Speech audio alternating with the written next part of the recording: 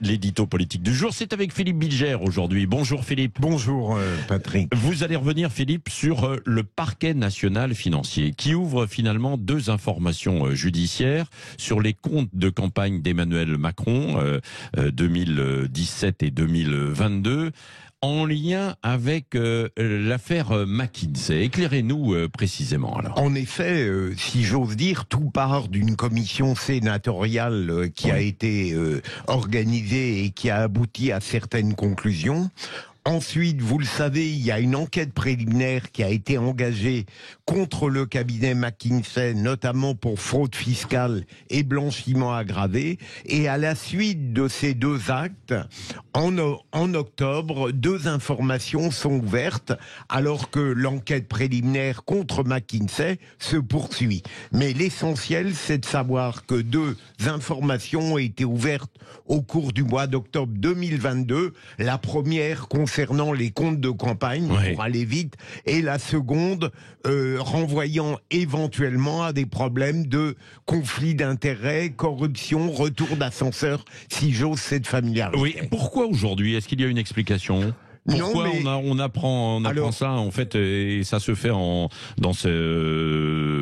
les jours qui Je ne qui vous viennent apprendrai pas, Patrick Roger, que la justice n'est pas expéditive en France. Et parfois, elle peut aller vite. Dans certains cas, on l'a vu. Dans d'autres, évidemment, c'est beaucoup plus malheureusement, mais il me semble que là, on peut se réjouir du fait que, après avoir pensé que cette polémique était enterrée d'une certaine manière, eh bien, elle ressurgit judiciairement et que deux informations vont permettre à des juges, à 2 ou 3 juges par affaire, d'instruire et à charge ou à décharge. Et bien sûr, il y a une présomption d'innocence qui continue à courir. Oui, mais alors qui va être visé? Parce que le président de la République, quand il est en exercice, il est protégé, lui. Oui, immunité. Vous avez raison. Imaginons que des présomptions graves soient portées à l'encontre du président.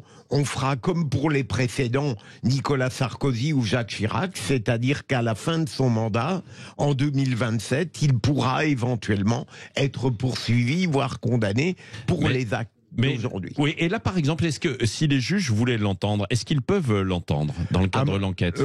Non, je ne crois pas. Non, il ne peut pas être entendu. Il ne peut pas être entendu. Il ne peut pas être entendu et il est protégé durant son mandat à partir de la précaution élémentaire que si on faisait peser en permanence sur un président en pleine activité une épée de Damoclès judiciaire, sa crédibilité, sa légitimité de président serait trop affectée. Oui, absolument. En tout cas, c'est une question que nous vous posons aussi sur les réseaux sociaux autour de cette affaire, McKinsey. Est-ce que, vous faites confiance au PNF, au Parquet national financier, pour mener à bien les enquêtes sur les comptes de campagne d'Emmanuel Macron, oui ou non? Et vous répondez non à 87%. Vous dites que... Et là, Philippe Bilger, vous dites que non, il n'y a pas de raison. Non, il n'y a pas de raison, d'autant plus que j'ai cru comprendre que c'est l'un des magistrats saisis va être le juge Tournaire, et on n'a pas de raison de douter de l'efficacité de ces informations à partir du moment où le PNF a décidé de les ouvrir. Oui, mais alors, est-ce que ça peut être enterré si, en revanche, s'il n'y avait rien, quoi, aussi, bien sûr, ça c'est j'espère que ces affaires qui peuvent apparaître extraordinaires parce qu'elles visent évidemment à la fois le cabinet McKinsey et d'une certaine manière le président de la République, vont suivre, alors là j'insiste sur l'adverbe, ordinairement leur cours. Mais il n'y a pas de raison que nos auditeurs doutent par principe de l'efficacité de ces informations. Oui, merci beaucoup pour cet éclairage, Philippe Bilger, que l'on trouve régulièrement évidemment dans les vraies voix du soir. Au côté de Philippe David, bien sûr, Philippe David et Cécile de Minibus. Et on vous retrouve tout à l'heure aussi en débat face à Éric Nolot à 9h moins 20. On reviendra sur tous les sujets évidemment dans l'actualité.